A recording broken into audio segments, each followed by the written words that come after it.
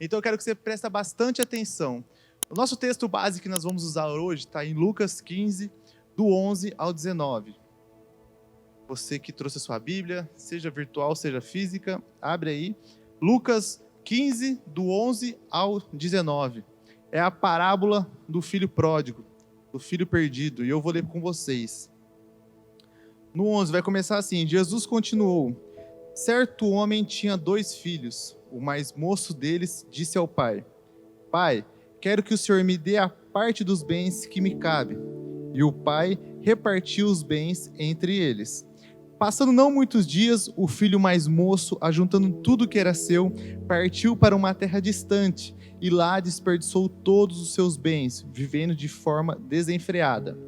Depois de ter consumido tudo, sobreveio àquele país uma grande fome, e ele começou a passar necessidades. Então foi pedir trabalho a um dos cidadãos daquela terra, e este mandou para os seus campos, a fim de cuidar dos porcos. Ali, ele desejava alimentar-se das alfarrobas que os porcos comiam, mas ninguém lhe dava nada. Então, caindo em si, disse: Quantos trabalhadores do meu pai têm pão com fartura e eu aqui estou morrendo de fome? Vou me arrumar, voltar para o meu pai e dizer: Pai, pequei contra Deus e diante do Senhor. Já não sou digno de ser chamado de seu filho. Trata-me como um dos seus trabalhadores. Até aí. Feche seus olhos, eu quero orar. Senhor meu Deus, Senhor meu Pai, muito obrigado por mais um momento estarmos aqui, Pai. Pai, que o Senhor possa, Espírito Santo, venha em cada coração aqui. Traga a Tua palavra, Senhor, que nós possamos realmente estarmos totalmente focados, Pai, na Tua palavra. Senhor, Espírito Santo, me use e me capacita para que nós possamos realmente entender e compreender mais de Ti, Jesus. Muito obrigado por tudo isso. É isso que eu te peço e te agradeço em nome de Jesus. Amém. Eu creio que muitos aqui já viu essa parábola. E se eu perguntar para vocês o que é pródigo, alguém vai saber falar? Pródigo muitas vezes é uma pessoa esbanjadora. Pródigo não é uma questão de perdido, mas é uma questão de esbanjador, o filho esbanjador. Se nós começarmos a ler aqui no começo do versículo, a gente vai, na introdução aqui, a gente vai começar a ver que ele queria parte da herança. Todo mundo aqui tem herança? Todo mundo aqui é herdeiro? Ah lá. Todo mundo aqui é herdeiro, pelo menos do reino de Deus. Eu sou, do meu pai, infelizmente, não tenho essa herança. Mas todo mundo aqui tem uma herança, que é uma herança que Jesus Cristo deixou para nós, certo? Mas o que é uma herança? Herança é algo que nós temos, ou são coisas, ou são bens que nós aproveitamos, mas não fomos nós que trabalhamos. A herança é sempre algo que outra pessoa deixou, uma outra pessoa deixou para que nós possamos aproveitar daqueles bens. Então o filho pródigo, o que ele fez? Ele pegou, não deu o valor necessário para aquela herança, porque muitas vezes nós temos pessoas que dão um valor muito bom para a herança e tem pessoas que não dão valor, porque quando vem fácil, vai fácil. Então nós temos que entender, quando nós temos a herança, nós temos que guardar isso a 7 chaves, porque nós nunca vamos saber quando vai acabar isso, quando vai se esgotar isso. Então o filho pródigo, ele não tinha noção daquilo, ele quis simplesmente pegar a parte da herança e sair fora, ele simplesmente quis fazer isso. E como eu disse, pródigo é esbanjador. Então ele estava com a tendência, ele estava com os pensamentos meio errados, ele queria viver algo para ele. Mas tem um detalhe muito importante. Quando o filho pródigo pede parte da herança para o seu pai, foi algo como assim: concordamos que quando você ganha uma herança é porque alguém morreu, certo? Nós só temos herança quando alguém morre. Se meu pai morrer hoje, se ele tiver um carro e ele deixar aquilo ali como herança para mim. Então nós temos que concordar que o filho pródigo, ele quis que o pai dele morresse. É forte ou não? Vocês estão entendendo? Por quê? Porque ele quis a herança. Então era a mesma coisa de falar: pai, eu quero a minha herança e que você morra. Talvez vocês nunca tivessem pensado nisso nessa passagem. Mas na lei judaica, o pai, ele pode dividir a herança mesmo ainda estando vivo. Mas se um filho, que é um filho realmente, você acha que ele ia pedir a herança assim por pedir? Você acha que lá no fundo ele não queria que realmente o pai dele morresse? Para realmente ele poder viver uma liberdade? Será que nós não estamos querendo, sabe, que muitas coisas se desfaçam, que muitas coisas até morrem, para que nós possamos viver aquilo que nós achamos que devemos viver? Será que a herança que Deus tem nos dado, o que a gente está fazendo com essa herança? Eu não tenho nem como falar que você já esbanjou da herança de Jesus, que deixou nessa terra. Porque muitas vezes nós não conseguimos entender a herança que nós temos aqui nessa terra. Então como é que nós vamos esbanjar algo que nós não entendemos? Cara, o filho pródigo, ele tinha tudo para dar certo. Ele tinha uma família estruturada, ele tinha uma herança já consolidada, ele tinha um trabalho. Mas tudo por conta de uma coisa: o ego. O ego nosso está matando não somente os jovens, mas está matando muitas pessoas. Fabrício, mas o que é o ego? Ele teve uma atitude. Se a gente for ler no verso 11 e no verso 12, vai dizer: certo homem tinha 2 filhos. O mais moço disse ao pai: pai, quero que o Senhor me dê a parte dos meus bens que me cabe. E o pai partiu entre eles. Então, ele estava tendo uma atitude egocêntrica. Ego significa eu, cêntrico significa o centro. Então ele queria ser o centro da vontade dele. Ele queria ser o centro da vontade do que ele determinava o que era certo e o que era errado. Ele não queria ficar mais debaixo da obediência de Deus. Desculpe, de Deus não, do Pai. Mas vamos colocar como se fosse de Deus também, que daqui a pouco nós vamos chegar lá. Ele queria tomar a liberdade, ele queria viver o egocentrismo dele. A partir de hoje, me dá a minha herança que eu vou viver segundo o que eu quero viver. Você vê que hoje, os nossos jovens, eles vivem debaixo de um egocentrismo, muitas vezes disfarçado. Porque muitos jovens estão atrás de uma fama insaciável, atrás de uma influência insaciável, atrás de tudo para ser famoso, de tudo para ser notado. Aí sabe o que eles fazem quando não são notados? Eles fazem: a culpa é do meu pai que não me amou, ou a culpa é da minha mãe que não me deu carinho. Às vezes a mãe deu carinho, o pai deu amor, só que por falta de uma coisa, que ele não era o centro de tudo em todos os momentos, aquela pessoa começa a trazer dentro dela, ela começa a corroer algo. A liberdade muitas vezes, cara, tá disfarçada de algumas coisas. A gente tem que tomar um pouco de cuidado, porque as nossas atitudes egocêntricas revelam uma coisa entre nós. A atitude egocêntrica revela um coração rebelde. A atitude egocêntrica revela um coração que não está pautado na Bíblia, não está pautado nas coisas que Deus quer para nós. Um coração que está: eu realmente quero fazer a minha vontade, está pautado na rebeldia.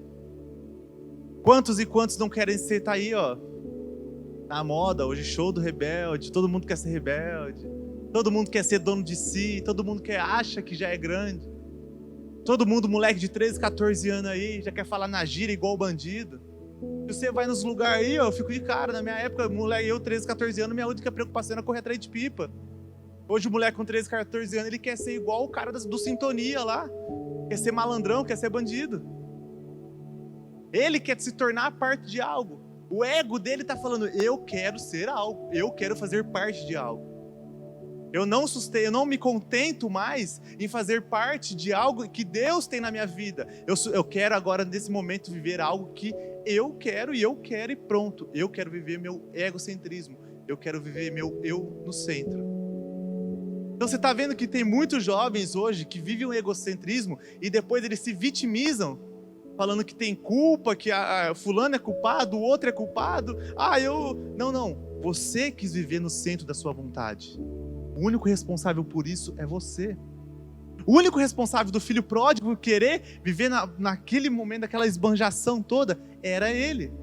Ele deu o primeiro passo, ele foi. Você vê que não teve nenhum, o pai não falou para ele ir, Deus não falou para ele ir, ele não teve nenhum direcionamento de Deus, nenhum nada. Ele quis porque ele quis. Ponto.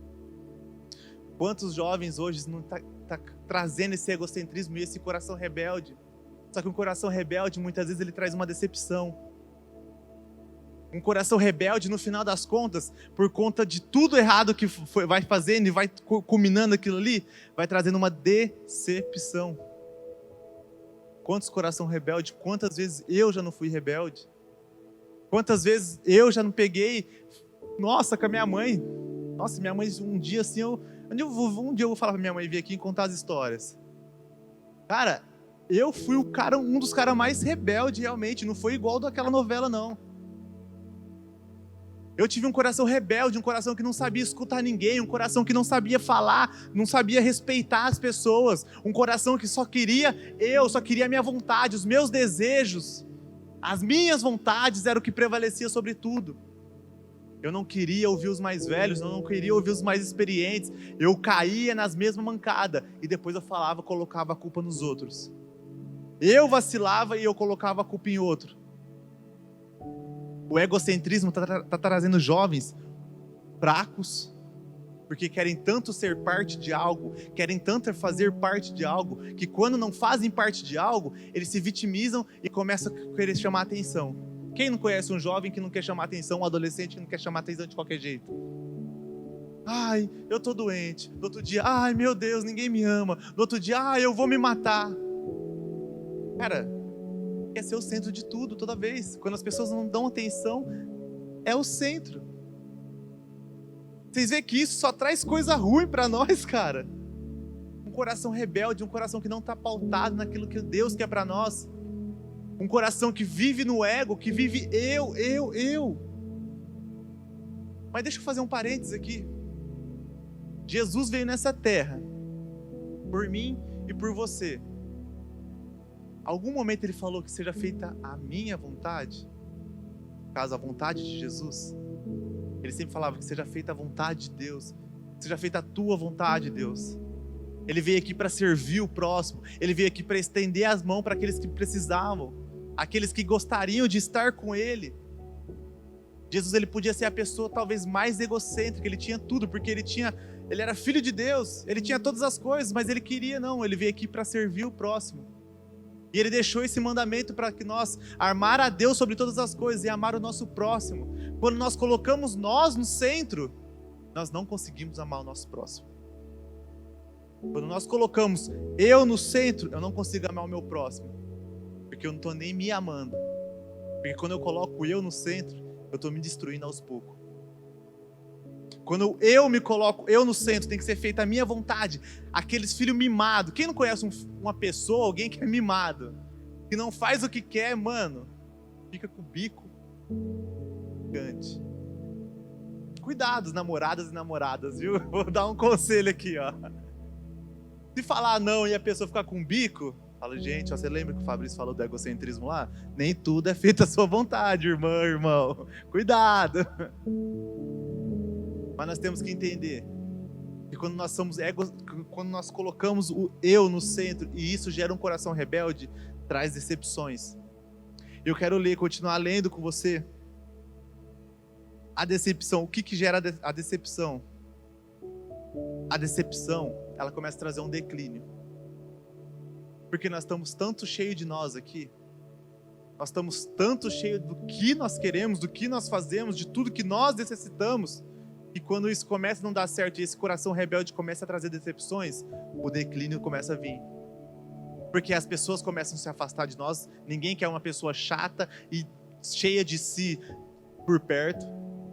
Ninguém quer uma pessoa mimada por perto. Você talvez pode ser até uma pessoa egocêntrica. E os seus amigos só estão com você porque você tem algo para oferecer. Não sei se é dinheiro, não sei se é você fica com a pessoa, eu não sei o que é. Mas só estão com você porque você tem algo a oferecer. Seja uma pessoa egocêntrica quando você não tem nada a oferecer para você ver o que vai acontecer. Seja uma pessoa que realmente não tem nada para oferecer. No verso 14 e no verso 16 começa assim, ó. Depois de ter consumido tudo, sobreveio aquele país uma grande fome. E ele começou a passar necessidade. Então foi pedir trabalho a um dos cidadãos daquela terra. E este mandou para os seus campos, a fim de cuidar dos porcos. Ali ele desejava alimentar-se das alfarrobas que os porcos comiam, mas ninguém lhe dava nada. Olha o declínio. Se liga no declínio. Presta atenção. Por que ele foi embora, filho pródigo? Porque ele não queria trabalhar com o pai dele. Ele não queria servir o pai dele. Ele não queria ficar perto do pai dele. Só que agora, depois que tudo passou, a coisa que ele mais queria era o trabalho. É controverso isso, né? Muitas vezes nós somos tão teimosos com nossos pais, somos tão teimosos com tudo que está acontecendo, e nós pegamos, vamos para o mundo.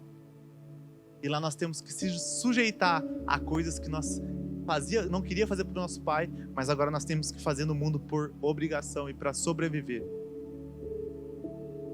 Porque com nossos pais, talvez você achava que ele era chato, que ele era chata, ou que viver sobre a obediência de alguém é muito chato. Mas nesse momento, quando nós estamos lá no mundo e o arreio na barriga aperta, as coisas apertam e nós temos que fazer pelas outras pessoas, nós somos sujeitivos a ouvir pessoas nos xingando, a ouvir ofensas, a ouvir um tanto de coisa. E aí começa o declínio do egocêntrico. E aí começa o declínio daqueles que realmente se recusam a viver uma coisa boa e agradável do que Deus tem para que nós vivemos. Sabe, essa passagem, ela traz muito a questão do pecado também. Primeiro, ele desobedece o pai dele. Ele tem essa questão do egocentrismo ali, de querer viver segundo a vontade dele. E agora eu quero que você comece a entender um pouco sobre o que Jesus queria advertir nessa palavra. Um pouco do que Jesus queria trazer. Porque ele fala da questão sobre o pecado. O pecado promete liberdade, mas traz apenas escravidão. Coloca para mim João 8,34, por favor.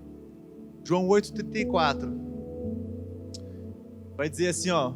Jesus respondeu: digo a vocês a verdade. Todo aquele que vive pecando é escravo do pecado. Quando nós saímos da vontade de Deus, nós começamos a trazer atitudes pecaminosas para a nossa vida. Quando nós queremos viver a nossa vontade, a nossa liberdade, nós começamos a viver escravo do pecado. No começo, ele tinha tudo, filho pródigo. Ele tinha tudo, dinheiro e tudo mais. Ele foi querer pegar a herança e foi querer viver aquilo segundo a vontade dele. Ele esbanjou. De certo, ele teve as melhores mulheres. De certo, ele teve as melhores roupas. De certo, ele teve os melhores tênis, os melhores carros, tudo. Mas de repente começou a acabar. De repente começou a se esgotar. Ele estava no pecado. E o pecado ofereceu liberdade para ele. Mas na verdade, a recompensa veio o quê? Escravidão. Quando nós estamos sujeitivos ao pecado, que nos dá uma falsa liberdade. Por que hoje o mundo está falando tanto para nós? Você tem que ser livre. Tem que ser livre. O que é liberdade? O que é ser livre para vocês? O que talvez possa ser uma coisa que te traga a liberdade? Talvez isso aqui, você está aqui porque seu pai e sua mãe mandou. Talvez isso aqui não é liberdade para você. Talvez você está aqui porque alguém mandou você vir. Mas o seu coração não está aqui. O seu coração talvez está numa festa, está em qualquer outra coisa que não seja aqui. Isso é liberdade? Aí você chega onde você gostaria que tivesse. Você fica 1 ano, 2 anos, 3 anos, 10 anos. De repente você começa a se cansar daquilo. E você não consegue ter forças para ir. Quantas pessoas eu não conheço que falam: Fabrício, eu não tenho forças para voltar para a igreja. Eu não tenho forças para voltar a viver aquilo que vocês dizem que é bacana. Essa tal liberdade que vocês dizem, eu não consigo. Porque hoje tantos jovens viciados em pornografia, tantos jovens viciados em drogas, tantos jovens viciados em mentiras. É porque nós começamos a trazer um pecado só em tipo 2 atmosferas. Ou é droga ou é pornografia. Mas quantos jovens não estão presos na mentira hoje? Quantos jovens não estão presos no vício das apostas que está tendo hoje a roda aí, aplicativo de aposta? Quantos e quantos jovens não estão presos nisso? Quantos jovens não estão presos no egoísmo? Quantos jovens não estão presos no egocentrismo? Quantos jovens não estão presos à calúnia, a falso testemunho contra o irmão? Quantos jovens não estão presos a esse tanto de coisa que é pecado? Não consegue falar assim, ó, sabe? É tanta coisa assim, se eu for começar a citar aqui. Mas é porque eu quero tirar um pouco dessa questão da pornografia e da droga, mas trazer outras coisas que talvez nós estamos presos e você não sabe. Mentira. Vaidade em excesso. Sabe, vaidade, muitas vezes você está se vestindo nem é para você. Talvez você está tendo tanta vaidade, você está se vestindo para ser sexy para outras pessoas.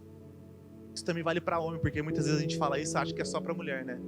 Não, mas quantos homens aí não tá querendo, nossa, hoje eu vou estar na beca, não que seja errado, mas em excesso, com a atitude e o coração errado. Quantos jovens hoje não estão mentindo para pai e para mãe e não conseguem mais sair dessas mentiras? Não posso falar onde você foi. Eu quero fazer um parênteses aqui. Isso vale para mim também. Cara, quando alguém te perguntar onde você tá atrasado. Não, eu tô chegando, mas você nem se arrumou ainda. Isso é mentira. Ah, mas é uma mentirinha. Mas a Bíblia fala que pecado é pecado? Qual que é a diferença? Talvez você está preso numa mentira, isso que você não consegue nem falar a verdade. Ah, mas Fabrício, é pequenininho. Pecado é pecado. Talvez você está aqui, mas aí você sai lá fora e você começa, nossa, você não viu o Felipe? Olha o bonezinho dele, nossa, mais ou menos, né? Não sei o que tem, nananã, ele podia se arrumar melhor. Você está ali fermentando, falando, dando mau testemunho. Sabe? Nós temos que parar e pensar que as coisas que talvez é desse tamanhozinho, você fala, ah, mas isso aqui é um pecadinho pequeno, Fabrício. Não, mas você começa a tão virar escravo disso daí, e é o que nós estávamos falando. Você acha que você é livre, mas você está sendo escravo de pecados pequenos, muitas vezes. De pecados que você fala, não, isso aqui é do dia a dia. Mentir é do dia a dia. Não, mentir é do dia a dia. Falar mal do próximo é do dia a dia, Fabrício. Nós temos que vigiar a nossa boca, a nossa língua. A língua é o chicote do corpo. O pecado promete sucesso, mas traz fracasso. Promete vida, mas traz morte. Romanos 6, 23. Coloca para mim só a parte A do versículo, Léo. Romanos 6, 23.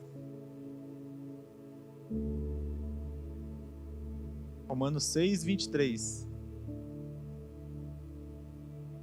Romanos 6, 23. Vou ficar repetindo aquilo. Alguém lê para mim? Vamos ver se vocês estão bem aí, então. Romanos 6, 23 vai dizer o quê? Quem está aí na palavra fiada? Vamos ver quem vai chegar primeiro. Travou aí, Léo? Tá nas últimas? Pode ler. Peraí, vou trazer o microfone aqui para ela. Pois o salário do pecado é a morte, mas a dádiva de Deus é a vida eterna em Cristo Jesus, nosso Senhor. Mas o salário do pecado é o quê? Vamos colocar a questão da mentira ainda. Você começa mentindo pequeno. Daqui a pouco você está mentindo mais frequentemente. Daqui a pouco você está mentindo muito mais frequentemente. Daqui a pouco você está mentindo, cara, desenfreado. Daqui a pouco a sua mentira vai te matar. Daqui a pouco a sua mentira vai te matar. Daqui a pouco você está falando mal do irmão aqui, você está causando fermento aqui no irmão e tal. Aí daqui a pouco você vai lá no mundo e começa a falar mal das pessoas lá no mundo. Aí daqui a pouco você pega o mais virado no giraia. Essa pessoa vai te cobrar. Falou mal de mim? Agora você prova tudo isso que você falou. Aí você morre talvez por causa de bobagem, por causa da sua língua. Sabe? Quantos e quantos não estão morrendo por conta de realmente coisas pequenas? Quantas pessoas não estão querendo viver uma liberdade, mas estão presos num pecado? Deixa eu te fazer uma pergunta, eu quero que você guarde isso para o seu coração. O que está te fazendo hoje a ficar mais longe de Deus? O que está te fazendo hoje no seu coração falar, cara, eu preciso melhorar nessa área aqui? Você vê que o declínio do filho pródigo começou por quê? por causa do ego dele, de um coração rebelde. E veio trazendo isso, trazendo tanta forma de pecado, e daqui a pouco ele já estava nos porcos. Ele estava comendo comida de porco. Aliás, ele nem estava comendo, que a palavra nem fala que ele nem podia comer essa comida. E aí, a gente está terminando. No verso 17 e 19, vai dizer assim: Então Caim disse: Quantos trabalhadores do meu pai têm pão com fartura e eu aqui estou morrendo de fome? Vou me arrumar, voltar para o meu pai e lhe dizer: Pai, pequei contra Deus e diante do Senhor. Já não sou digno de ser chamado de seu filho. Trata-me como um dos seus trabalhadores. Se a gente voltar um pouco, a gente vai entender que teve uma fome naquele país, certo? A gente vê no capítulo, nos versículos anteriores, teve fome naquele país. Mas eu quero trazer um tipo de fome diferente, talvez. Uma fome espiritual. Sabe? A ausência espiritual. A ausência de uma fome espiritual. Quando eu e você, nós se colocamos no centro, nós temos que dar conta do nosso próprio alimento. E o que o mundo tem de oferecer de alimento para nós, espiritualmente falando? Só tem coisa ruim. O mundo só tem alimento espiritual ruim. O diabo, você acha que ele vai te dar alimento bom espiritual? Você acha que ele vai te dar arroz fresquinho, feijão fresquinho, espiritualmente falando? Não. Ele vai te dar só lavagem de porco. Muitas pessoas aqui hoje estão com fome espiritualmente. Quando eu falo com fome é o seguinte: você talvez não está buscando na fonte certa. A sua barriga está vazia porque você está vivendo atrás de coisas porcas, atrás de porcos. Você não está vivendo atrás do Senhor Jesus. Você está vivendo segundo a tua vontade. E isso está trazendo você fome espiritual. Qual foi a última vez que você orou com sinceridade a Deus? Qual foi a última vez que você buscou a Deus em espírito e em verdade, da forma correta que se deve buscar, aos pés de Jesus? Qual foi a última vez que você alimentou, espiritualmente falando? Sabe qual que é o problema? Nós queremos viver a nossa própria vontade. E na hora que as coisas apertam, aí nós queremos comer do banquete que Deus tem para nós. Não que isso seja errado. Mas aí nós se sacia. E aí a gente volta a passar fome no mundo. A gente se sacia de comer aquilo que Deus tem para nos oferecer. A gente fala: não, eu quero liberdade. E a gente volta para o mundo. Até quando nós vamos ficar vendo, se saciando muitas vezes aqui, buscando a resposta aqui dentro? A gente tem até a resposta. E aí quando a gente tem a resposta, a primeira coisa que nós faz é sair naquela porta ali. Até quando nós vamos dar uma de filho pródigo? Que nós temos a heranças do reino de Deus nas nossas vidas. E nós queremos a lavagem dos porcos lá fora. Até quando? Até quando que nós vamos buscar um alimento de porco e não um alimento que Deus tem a nos oferecer? Não estou falando, minha esposa está aqui, não estou falando que a comida dela é ruim, tá, gente? Não estou falando isso, eu amo a comida da minha esposa. Mas quando nós estamos com fome, onde que nós vamos buscar alimento, geralmente? É na casa dos pais. Eu falo isso porque, cara, eu vou na casa da minha sogra, eu volto cheio de sacola, e é a mãe dela. Eu vou na casa da minha mãe, eu volto cheio de sacola, de alimento. Quando você quer buscar comida espiritual, você vem aqui. Você vem diante aos pés do Senhor. Porque Ele é o único capaz de saciar a nossa fome espiritual. Ele é o único capaz de trazer alimento realmente. Eu fico pensando, cara, não sei se vocês já teve isso, mas da questão do maná. O que é o tal do maná? Cara, esse negócio deve ser muito bom, mano. Esse tal do maná que os caras comeram no deserto deve ser muito bom. Os caras devem falar: mano, que negócio bom.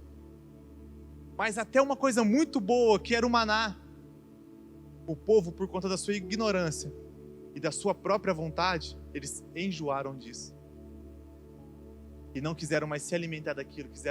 Fizeram um bezerro de ouro lá, um negócio de ouro, e quiseram adorar, e isso virou uma anarquia.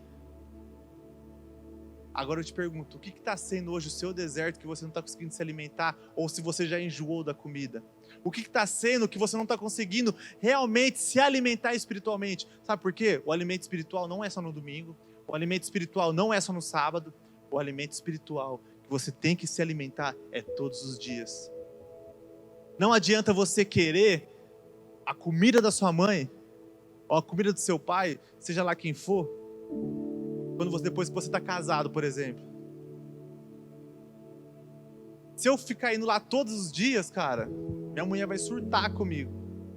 Vocês ainda têm a oportunidade disso.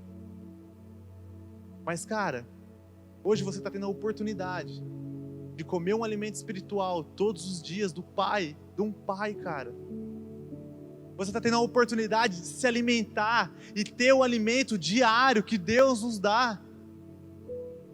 E até quando, eu te faço uma pergunta, até quando você vai se sustentar e continuar passando fome em meio aos porcos? Até quando você vai querer colocar o seu egocentrismo no centro de tudo e não deixar que Deus faça a vontade dele na sua vida?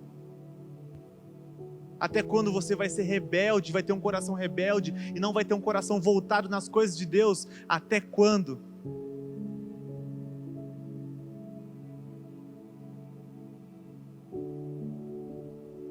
Para a gente finalizar, o filho pródigo, ele tem tudo aquilo, ele tem aquele insight na cabeça dele que, cara, os trabalhadores do meu pai, ele tem a oportunidade de comer coisas boas e se fartarem. Eu quero ser um trabalhador do meu pai. E ele volta. Só que como que o pai dele o recebe? Braços abertos. O pai dele o recebe de braços abertos. E agora vai ficar um X da questão aqui, ó. Que, cara, a primeira coisa que o pai dele faz é dar um abraço nele. Mas na sequência fala: ei, traga uma roupa limpa, sandálias e anel. Por quê? Porque nós só vamos conseguir realmente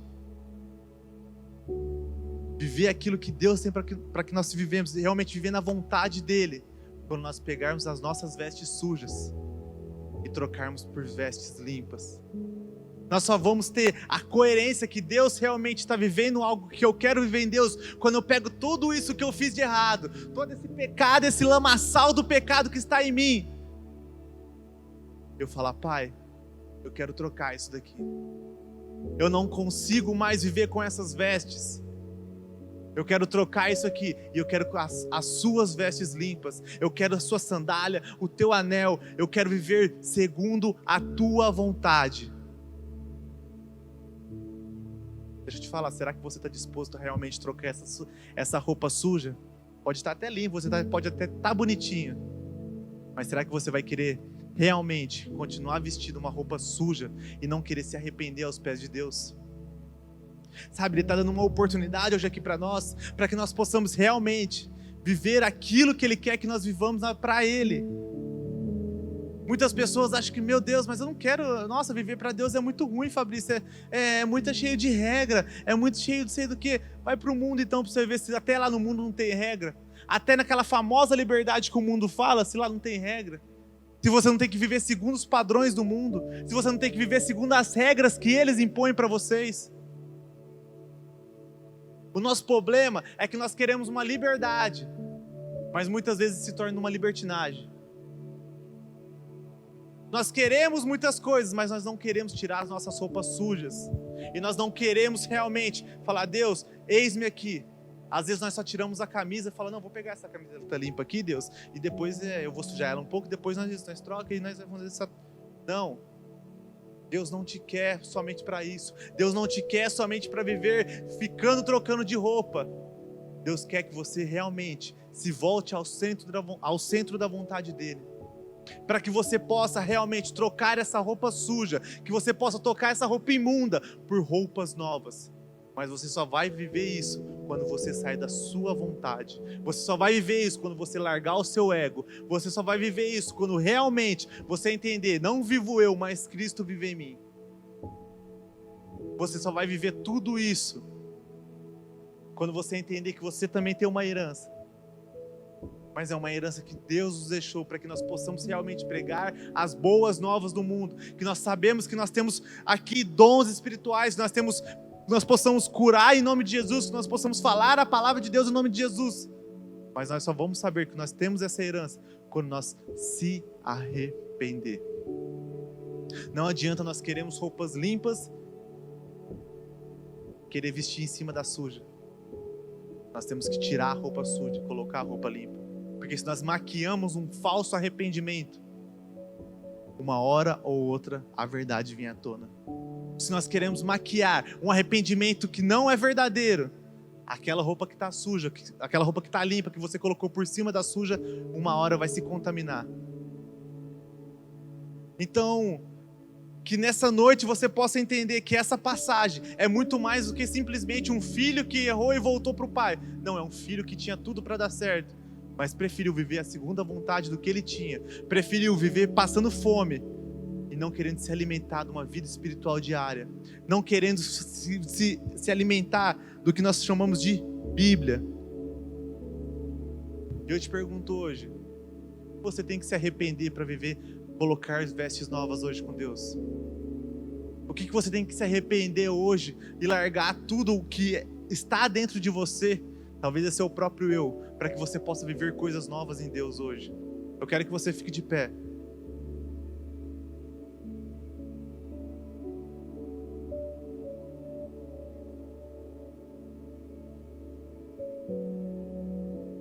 Eu quero, nesse momento, caiu tudo aqui. Eu quero que nós possamos viver em comunhão aqui. Que nós possamos realmente estarmos um com os outros. Talvez você tem coisas que você precisa se arrepender. Sabe, eu sinto muito isso no meu espírito, que você precisa pedir um perdão para o irmão. Que você precisa pedir o perdão para alguém da sua família, para alguém que te machucou. Eu sinto muito forte que você não se arrependeu completamente hoje, você não consegue colocar essas vestes que Deus quer que você coloque, umas vestes de arrependimento, porque você não teve um perdão genuíno, porque você não teve um perdão realmente, que você liberou esse perdão, e você está se colocando no centro disso, porque foi a pessoa que te machucou, e você está achando que você que tem que ser perdoado, a pessoa que tem que vir te pedir perdão, você está se colocando num centro. Eu quero que nessa noite você entenda que você tem que sair desse centro, para que Jesus possa realmente liberar esse perdão dentro do seu coração, para que você possa liberar para o próximo. Eu quero que todos venham aqui na frente. Apaga a luz aqui para mim, por favor. Eu quero que vocês comecem a entender que nós não éramos para nós estarmos aqui hoje. Não éramos para que nós pudéssemos viver isso aqui que nós estamos vivendo hoje.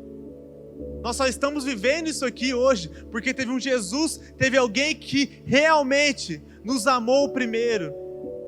Por que você ama esse cara tanto assim, Fabrício? Muitas pessoas já me perguntou: Fabrício, por que você largou sua vida que você tinha no mundo por conta de um cara que você nunca nem viu? Cara, eu amo a Jesus, eu amo a Deus porque Ele me amou primeiro. Será que você não tem a capacidade hoje de se arrepender realmente dos seus pecados, dos seus erros, das suas falhas, e entender que há um Jesus que está de braços abertos, com roupas novas, querendo colocar em você, mas você ainda está fissurado nessa roupa suja, você ainda está fissurado nessa roupa imunda, por falta de um perdão muitas vezes, por falta de algo que está te corroendo dentro, que você não quer largar isso, você quer se colocar no centro da vontade. Enquanto vai tocando a música, eu quero que o louvor, eu quero que nós começamos a orar. Sabe, eu quero quebrar isso. Eu quero que você comece a orar agora para Deus, pedindo: Deus, como é que o Senhor pôde me amar desse tanto? Eu fui para o mundo, eu fiz tudo de errado, Pai, mas hoje eu quero me colocar aos teus pés, Pai. Eu quero tirar o meu